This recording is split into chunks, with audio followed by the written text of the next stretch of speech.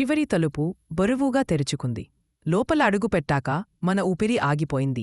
సర్తల గుహలోంచి బయటపడిన తర్వాత ఇది మన విజయం అనుకున్నాం. కాని లోపల నిశ్శబ్దం. టార్చ్ కాంతి గోడలపై తాకింది. కాని బంగారం లేదు, రత్నాలు లేవు. కేవలం ఒక స్కెలెటన్ రాతి సింహాసనంపై కూర్చుని ఉంది. తల కొంచెం వంచి మనపై చూసినట్టుంది. నా మనసు కూలిపోయింది. ఇది ఖాళీ సమాధి మాత్రమేనా అనుకున్నా. అప్పుడే గోడ ఎదురుగా ఒక కాంతిరేఖ కనిపించింది. దగ్గరికి వెళ్లి చూశాం. గోడలో ఒక రంధ్రం, చక్కగా త్రవ్విన పెద్ద సర్క్యులర్ హోల్. లోపల నుంచి వైర్లు, కేబుల్స్ బయటికి వచ్చాయి. అర్థమైంది, వాళ్ళు మనని వెంబడించలేదు, మనకన్నా ముందు వచ్చారు. మన క్లూస్ వాడుకున్నారు. మనం పట్టుకున్న ప్రతి జాడ వాళ్లకు దారి చూపింది.